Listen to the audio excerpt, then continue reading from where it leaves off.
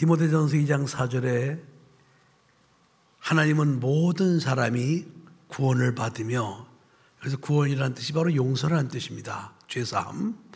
또 진리를 아는 데 이르기를 원하시느니라 그랬습니다. 그러니까 하나님께서는 우리 모두가 구원, 용서를 받기를 원하신다는 거예요.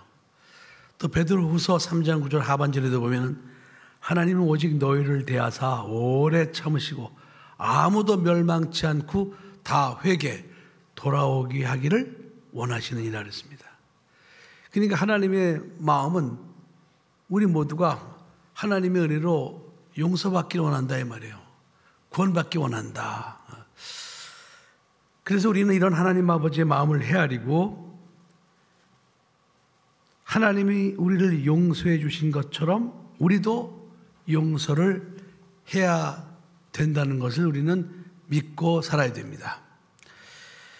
그러나 우리가 살다 보면은 우리는 하나님으로부터 억만 죄를 용서받았음에도 불구하고 형제간에 자기한테 잘못한 허물이나 또 잘못이 있을 때 그것을 용서하지 못하는 그런 경우가 얼마나 많이 있는지 모릅니다. 자, 이렇게 우리는 하나님으로부터 무한한 정말 엄청난 죄를 용서받았음에도 불구하고 나한테 잘못한 사람을 용서하지 못하는 그거, 이게 얼마나 이게 이율배반적이고 이게 얼마나 하나님께서 보시기에 안타까운 일이겠냐 이 말입니다. 근데 오늘 예수님께서 우리에게 기도를 가르쳐 주시면서 오늘 그 12절에 보면은 우리가 우리에게 죄 지은 자를 사하여 준 것 같이 우리 죄를 사하여 주옵시고, 이 말씀은 무슨 뜻인고 하니 우리가 하나님으로부터 무한한 죄를 용서받았으니 우리도 우리에게 죄 지은 자가 있으면 용서해 주는 자가 되게 해달라고 기도하라는 거예요. 여러분, 주기도문 엄청나게 하셨죠? 그런데 실제로 우리가 살아가면서 우리에게 잘못한 사람 우리가 용서받은 것처럼 용서하고 살고 있습니까? 참 힘들죠. 힘들잖아요. 그런데 14절 15절에 이어서 말씀하시기를 너희가 사람의 과실을 용서하면 너희 천부께서도 너희 과실을 용서하시려니와 너희가 사람의 과실을 용서하지 아니하면 너희 아버지께서도 너희 과실을 용서하지 아니하시리라 그랬습니다. 야, 우리가 우리한테 죄 지은 사람, 잘못한 사람을 갖다 용서하지 않는 결과가 우리가 하나님으로부터 용서받을 수 없다라고 지금 결론을 내리셨거든요. 그러니까 우리가 우리에게 잘못한 사람을 용서하지 못하는 것이 이런 결과가 나올 수도 있겠구나라는 사실을 우리는 아주 심각하게 받아들여야 됩니다. 그러면서 13절에는 우리를 시험에 들게 하지 마옵시고 다만 악에서 구하옵소서 그랬습니다.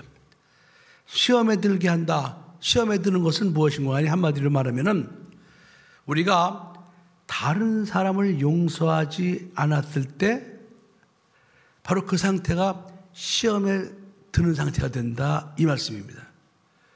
그러면서 시험에 들게 되면은 반드시 그 악한 것들에 의해서 우리는 고통을 당하게 된다. 이 기도를 그렇게 하라고 알려주신 겁니다. 이 기도를 하라고. 우리는 정말 수도 없이 이 주기도문을 했습니다. 그런데 상황 속에서 우리에게 잘못한 사람이 있을 때 우리는 그걸 용서하지 못하고 꽁하고 있고 그걸 풀지 못하고 그 미움의 마음을 품고 살아갈 때가 얼마나 많이 있는지 모릅니다. 보통 세상 사람들, 예수 믿지 않은 사람들은 그 마음을 열어보면 그 마음 속에 미움이라는 게 어디 막 쌓여 있어요. 그 사람들은 그 미움을 풀 수가 없어요. 그런가 하면 예수 믿는 사람들도 역시 그 마음을 열어보면 그 마음 속에 어디 한 구석에는 미움이라는 것이 이렇게 딱 자리 잡고 있는 것을 우리가 알 수가 있습니다. 나는 내가 예수님 믿어도 내가 저 사람만은 내가 용서 못해. 근데 저 사람만은 용서 못해 하는 그 과정이 바로 시험에 드는 과정이다. 시험에 드는 것이다. 이렇게 말씀하시는 거예요. 그러니까 용서하지 않는 것은 시험에 드는 것이다. 그래서 우리는 이후 여하를 막론하고 우리가 먼저 억만죄를 용서받은 자로서, 탕감받은 자로서 우리도 살아가면서 당연히 우리에게 잘못된 사람이 있을 때 이후 여하를 막론하고 우리도 용서하는 자가 돼야 그것이 바로 하나님의 용서의 은혜를 받은 사람이 되는 것이다 라고 말씀하시는 겁니다. 마태복음 18장 23절로 25절에 예수님께서 이런 비유의 말씀하셨어요. 어떤 임금이 있었는데 그 빚을 갖다가 1만 달란트 빚진 자가 있었다고 그랬습니다.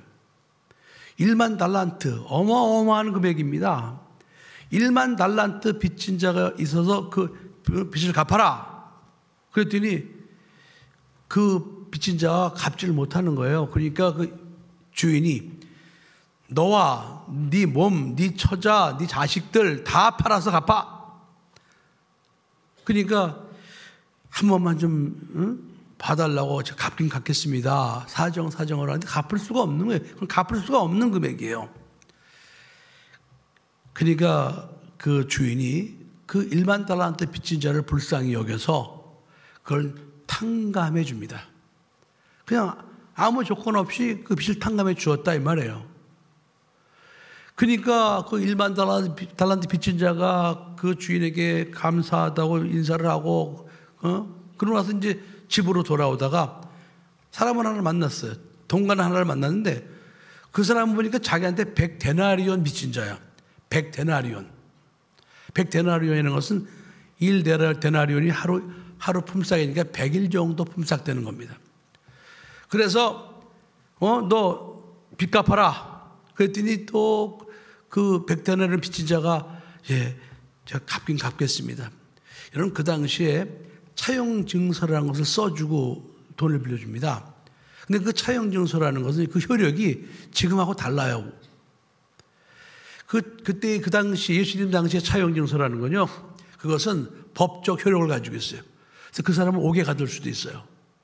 또 옥에 가둘 뿐이 아니라 그의 몸과 그의 처자, 가족까지 전부 다 데려다 종으로 부릴 수 있는 근거가 바로 차용증서의 효력이었습니다. 갚는다고 그랬음에도 불구하고 빨리 갚아라. 막 채근을 한 거예요. 그러니까 좀 더 있다 제가 벌어서 갚겠습니다. 옥에 가둬라. 그리고 자기한테 100데나리온 빚진 줄 알았다 옥에 가둬버렸단 말이죠. 그랬더니 그걸 본 다른 친구들이 그 주인에게 가서 일렀어요. 2차 저차에서 1만 달란트 빚을 탕감받은 저자가 자기한테 빚진 자 100데나리온 빚진 자를 갖다 탕감해 주지 못하고 옥에 가두었나이다. 그러니까 그 주인이 화가 나서 그놈을 당장 불러와서 잡아와라. 그래가지고는 그 1만 달란트 빚진 자를 갖다가 너 갚을 때까지 감옥에 들어가. 옥에 집어넣는데요. 그러면서 18장 35절에 이렇게 말씀하십니다. 네가 딱 해서 네가 빌기에 내가 네 빚을 다 탕감해 줬는데 내가 너를 불쌍히 여김같이 너도 네 동관을 불쌍히 여김이 마땅치 아니했니? 이 말이에요. 그러면서 그 빚을 다 갚도록 저를 옥졸에게 붙였어요. 감옥에 가뒀단 말이죠. 그러면서 너희가 각각 중심으로 형제를 용서치 아니하면 내 천부께서도 너에게 이와 같이 하시리라 그랬습니다. 그러니까 네가 중심에 정말 진실한 마음으로 네가 형제를 용서치 아니하면 내 천부께서도 하나님 아버지께서도 너희에게 이와 같이 하신다는 거예요. 예수님의 말씀입니다. 굉장히 중요한 말씀이에요. 굉장히 중요한 말씀. 우리가 형제를 용서할 때 중심으로 용서해야 된다는 거예요. 왜 그렇죠? 내가 먼저 하나님 아버지로부터 1만 달란트 빚을 탕감받은 자이기 때문에 그렇습니다. 다른 이유는 하나도 없어요. 내가 갚을래야 갚을 수 없는 1만 달란트의 빚을 하나님으로부터 내가 탕감받은 자로서 나는 나한테 소소하게 잘못한 사람, 내 마음을 속상하게 한 사람, 그런 사람이 있을 때 너도 당연히 그 사람을 네가 용서해야 된다는 거예요. 사람의 과실을 용서치 않으면 하나님께서 너희 과실을 용서치 아니하시리라. 여러분, 이게 꾸며내는 말이 아니에요. 성경에 기록되어진 예수님의 말씀이에요. 그러니까 얼마나 중요합니까, 여러분? 우리가 살아가면서 우리에게 잘못한 사람을 용서치 않으면 하나님 아버지로부터도 용서받을 수 없다. 그러므로 우리가 하나님 아버지로부터 용서받기 위해서라도 나에게 잘못한 사람이 있을 때 무조건 용서를 해줘야 한다. 다시 말해, 그렇게 해야 우리가 시험에 들지 않을 수가 있다라는 말씀입니다. 여러분, 하나님은 시험하시는 분이 아니에요. 그럼 시험은 누가 주는 겁니까? 마귀가 주는 거예요. 마태복음 4장 1절에도 시험하는 자가 예수께 나와서 일러 가로되 그랬습니다. 다시 말하면 마귀가 시험하는 자예요. 하나님은 시험하는 자가 아닙니다. 야고보서 1장 13절에 사람이 시험을 받을 때 내가 하나님께 시험을 받는다 하지 말지니 하나님은 악에게 시험을 받지도 아니하시고 또 친히 아무도 시험하시지 않으시니라 그랬습니다. 하나님과 시험은 상관이 없어요. 시험은 마귀 거예요. 그 마귀가 시험을 준단 말이죠. 근데 그 시험을 줄 때 이렇게 사람이 자기한테 잘못한 사람의 죄를 용서하지 않을 때 마귀가 그 틈을 타서 시험을 넣어주겠다는 거예요. 마귀는 이름이 뭡니까? 마귀는 디아볼로스라고 그래요. 다시 말하면 마귀는 틈을 내는 자다, 간격을 내는 자다, 이간시키는 자다. 마귀라는 이름이 이간자라는 뜻이에요. 하나님과 우리를 이간시킬 때 마귀가 역사한다 이 말입니다. 근데 마귀가 역사할 때 합리적으로 하는 거예요. 너한테 저 사람 잘못했잖아. 넌 저 사람 미워해야 돼. 이렇게. 그러니까 그 마귀의 속삭임에 안 넘어가는 사람이 없어요. 자기가 하나님으로부터 용서받은 것은 까맣게 잊어버리는 거죠. 까맣게 잊어버리고 자기한테 잘못한 것만 남는 거예요. 저 사람이 날 저렇게 했어? 용서 못해. 그러면서 상대방에 대한 미움이라는 마음이 내 마음 한구석에 자리 잡게 됩니다. 미움. 그리고 미움은 또 누구의 소산입니까? 하나님이 미움을 주십니까? 그것도 아니에요. 미움은 또 역시 마귀의 산물이에요. 마귀의 성품이 미움이에요. 그래서 그 미움의 마음을 갖다 우리 가슴속에다 딱 넣어줘요. 그렇게 되면 그때부터 그 미움이 내 속에서 가만히 있는 것이 아니라 그 미움이 내 속에서 자라나기 시작합니다. 여러분, 미움이 얼마나 무서운 줄 아세요? 미움 살아있습니다. 여러분이 어떤 한 사람을 미워해 보세요. 미워하면은 그 미움이 내 가슴속에 딱 박혀가지고 끝나질 않아요. 계속 그게 커지죠. 그래서 결국 커지면서 육체에 많은 질병과 고통이 생기는 거예요. 그래서 그 암 걸린 사람들 이렇게 이제 상담해 보면요, 누구를 갖다 용서하지 못하는 미움이 오래전부터 그 마음속에 딱 자리 잡혀서 그것이 나중에 암으로 발전하는 경우가 많이 있습니다. 암뿐이 아니에요. 여러 가지 질병이 상담을 해보면요, 그 마음속에 미움이 딱 자리 잡히고 있는 거예요. 그러니까 마귀가 미움이라는 마음을 싹 집어넣어갖고 그 미움이 그 속에서 막 자라나는 거예요. 그래서 그 나중에 응어리가 돼가지고 사람을 병들게 하고 결국은 그 사람의 목숨을 빼앗는 일도 많이 있습니다. 자, 그래서 하나님께서 우리에게 너는 형제를 용서해라, 미워하지 마라 이렇게 말씀하시는 것은 결국은 마귀가 좋아서 그런 게 아니라 우리를 위해서 하시는 말씀이에요. 우리 속에 마귀의 산물인 미움이라는 마음이 들어오게 되면은 그 미움이라는 마음으로 인해서 생기는 결과가 어마어마하게 나쁜 일이 생기니까 절대로 너 그런 것에 당해서는 안 돼. 너 미움이 네 속에 들어오게 해서는 안 돼. 네 속에 들어오면 그것이 자라나가지고 그것이 나중에 너에게 큰 해를 끼칠 수 있어. 그러니까 나는 네 마음속에 그 미움이라는 게 들어오는 걸 원치 않아. 그러니까 너는 그 미움을 갖다 빨리 유산시켜버리고 그 미움 대신에 그를 용서하는 마음을 가져야 돼. 죄의 소원은 네게 있으나 네가 그 죄의 소원을 다스리지라 그랬습니다. 가인이 아벨 동생을 미워하는 마음이 그 죄의 소원이 있었어요. 하나님께서는 그래서 그걸 아시고 죄의 소원이 네게 있다. 그러나 너는 죄의 소원을 갖다 유산시켜버려라. 없애버려라 그랬어요. 그러지 않으면 죄가 네 앞에 와서 형님 하고 엎드려 절한다는 거예요. 그 죄의 마음이 네 앞에 와서 엎드린다는 거예요. 그래서 결국 가인이 하나님의 말씀을 거역하고 그 죄의 마음을 갖다가 미움의 마음을 없애지 않은 결과 동생을 갖다가 돌로 쳐 죽이는 끔찍한 살인을 저지르게 된 것입니다. 미움이 그렇게 무서운 거예요, 여러분. 그래서 우리는 살아가면서 미움이라는 게 이렇게 무서운 것이구나. 근데 하나님께서 미워하지 말고 용서하라 하신 것은 나를 사랑해서 그렇게 하신 거구나. 나를 위해서 그렇게 말씀하신 것이구나 라는 사실을 깨닫고 우리가 우리 자신이 하나님의 은혜로 살기 위해서라도 우리 마음속에 조그마한 미움도 자리 잡지 못하도록 우리는 항상 경계를 해야 합니다. 아멘.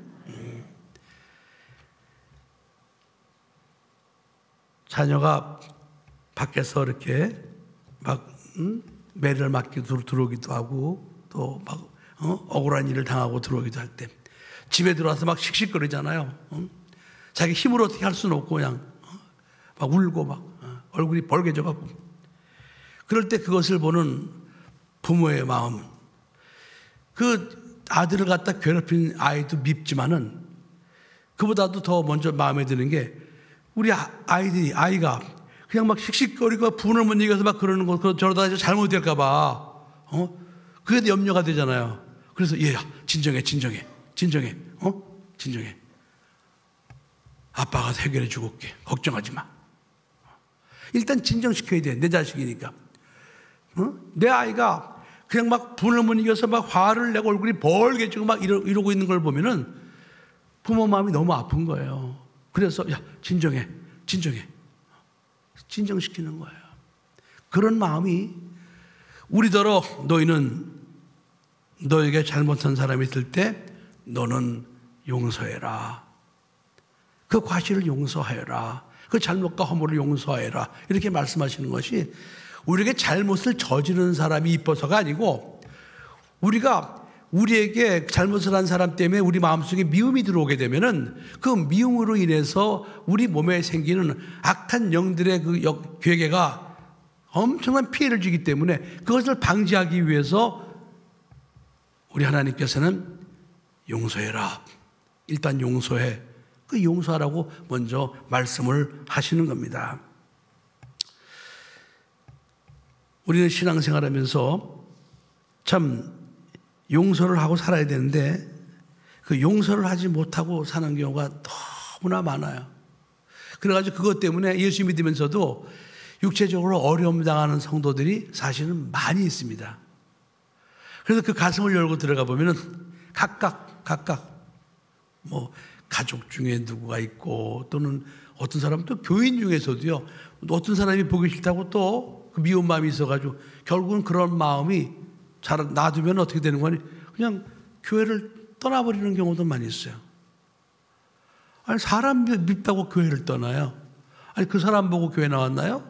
그 사람 보고 예수 믿나요? 그게 아닌데 어떤 사람에 대해서 미운 마음을 풀지 못하고 계속 갖고 있으니까 그것이 결국은 이간되는 일이 벌어지고 말더라 이 말이에요, 여러분.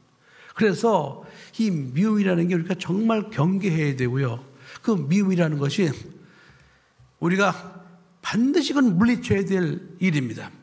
그래야 우리가 이 땅에 사는 동안 하나님의 은혜로 우리가 건강하게 하나님의 자녀로 잘 살아갈 수 있다는 사실을 여러분 꼭 믿으시기 바랍니다. 시험에 들지 않게 해주세요.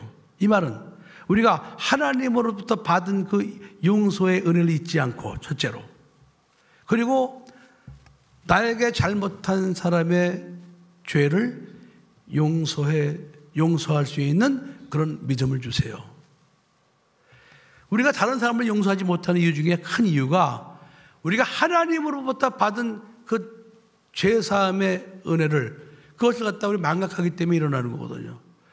그것만 잊지 않으면, 그것만 늘 감사하고 산다면은 우리는 살아가면서 세상 사람들이 소소하게 사람의 마음을 괴롭히는 것 정도는 우리가 좀 힘은 들지만은 얼마든지 기도하고 이길 수가 있어요.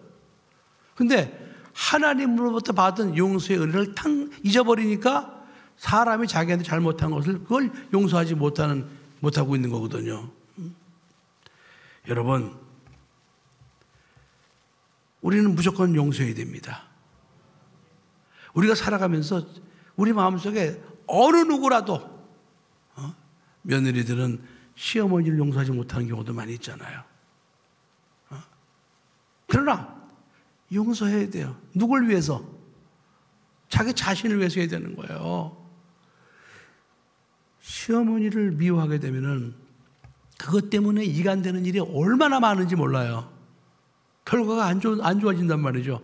그러니까 그것도 우리가 미워하는 마음 갖지 말고 시어머니를 용서해야 돼요. 왜 시어머니는 맨날 용서만 받아야 되죠? 형제지간에도 마찬가지고 부부지간에도 마찬가지고 성도간에도 마찬가지입니다. 이걸 정말 잘해야 돼요.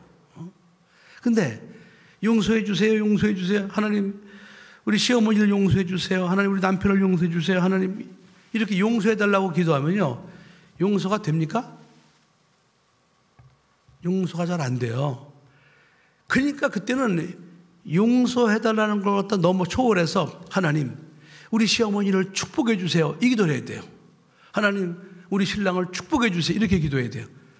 뭐 마음에 없어도 그렇게 기도를 하셔야 돼요. 축복을 쏴버려야 돼요. 축복을 쏘게 되면은 그때 입이 잘 안 열려요.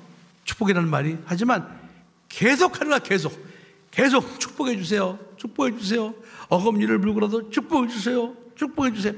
이렇게 하다 보면요, 나중에 그 사람이 불쌍한 마음이 들 때가 있어요. 불쌍한 마음이 들게 되면 그때 정말 그 사람을 축복해달라는 기도가 나와요. 그렇게 돼야 비로소 모든 문제가 해결되는 겁니다. 아멘. 미워하는 일에는요, 아무것도 해결되질 않아요. 미워하게 되면 반드시 이간의 역사가 나타나게 돼 있어요. 은혜 다 소용없어요, 여러분. 미워하는 마음이 생기면요, 반드시 이간되는 역사가 나타날 수밖에 없는 겁니다. 그러니까 우리가 신앙생활이든 가정생활이든 직장생활이든 어떤 생활이든지 이런 미움이 우리 속에 들어오지 못하도록 우리가 항상 경계를 해야 돼요. 목사님, 그러면 우리는 맨날 손해만 보고 살아야 됩니까? 아니에요. 하나님은 우리가 미워하는 걸 안 좋게 생각하기 때문에 우리를 보호하기 위해서 미워하지 마. 그러나 미워하게 하는 그 사람이 회개하지 않고 돌이키지 않으면요, 하나님은 신명기 32장 35절에 말씀하신 것처럼 하나님은 보수하는 자다, 보복하는 자다. 보복은 내 것이라고 그랬습니다. 그가 회개하지 않으면 하나님께서는 그가 심판받을 수 있도록 하나님은 그냥 내버려 두신다는 거예요. 하나님이 보수하신다, 하나님이 보복하신다는 거예요. 히브리서 11장 30절에 이렇게 말씀하셨어요. 원수 갚는 것이 내게 있으니 내가 갚으리라 하시고 그랬습니다. 그러니까 원수는 그가 회개하지 않으면 그 원수는 하나님이 갚으신다는 거예요. 그러니까 네 손에 피를 묻히지 말라는 거예요. 너는 축복을 해라. 그럼에도 불구하고 그 상대방이 잘못을 회개하지 않으면 그때 그것은 내가 갚아주겠다 이렇게 말씀하시는 거예요. 그럼 갚아야 때 어떻게 갚아주십니까? 하나님이 믿음의 자녀들 같으면 이렇게 보호하시잖아요. 육체를 보호하시다가 이 사람이 자꾸 형제에게 피해를 주고 손해를 주고 나쁜 말로 상처를 주고 그러고도 회개하지 않으면 하나님께서 그를 보호하시던 손을 하나님 푸십니다. 이렇게 손을 푸셔요. 손을 푸시게 되면 반드시 마귀가 역사하게 돼 있어요. 시험하는 자가 역사하게 돼 있어요. 그래서 그 시험하는 자가 귀신을 갖다가 그 사람 육체 속에다 쑥 집어넣습니다. 그래서 그 귀신이 들어옴으로 말미암아 그 사람 육체가 어려움을 당하게 돼 있거든요. 그러면 그게 저주입니까? 아니에요. 하나님 입장에서는 그것도 축복이에요. 왜? 그렇게 하지 않으면 그는 회개하지 않으니까. 하나님께서는 마음을 좀 아프셔도 그가 회개할 수 있도록 회개할 수 있는 기회를 주시는 거예요. 그래서 보호하고 있던 손을 딱 풀어요. 간격이 열리잖아요. 그럼 이 열린 속으로 마귀가 역사해요. 그래서 그 사람 속에 여러 가지 질병도 갖다 주고 여러 가지 물질적인 어려움 이런 것들을 집어넣어서 그가 그 어려운 일을 통해서 자기의 잘못을 깨닫게 자기의 잘못을 회개할 수 있도록 하나님은 그런 기회를 하나님이 허락해 주시는 겁니다.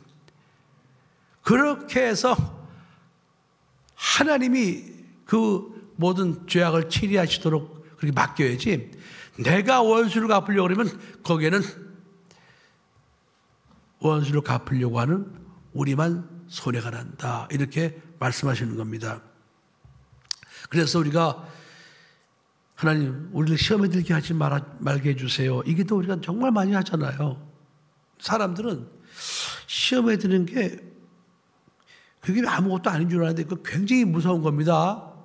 그래서 여러분 절대 여러분 입으로 내가 요즘에 시험 들었나 봐 이런 얘기 절대로 하면 안 됩니다. 아시겠어요? 응? 나 요즘에 시험 들었나 봐.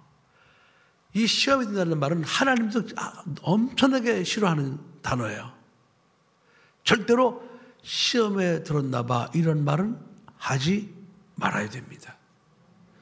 우리는 사랑하는 말, 용서하는 말, 또 축복하는 말 이런 말을 통해서 우리가 이 땅에 살아가는 동안 하나님의 자녀로서 우리가 하나님의 보호도 받고 우리 육체도 건강하게 살 수 있도록 우리가 항상 그런 삶을 살아야 되는 겁니다.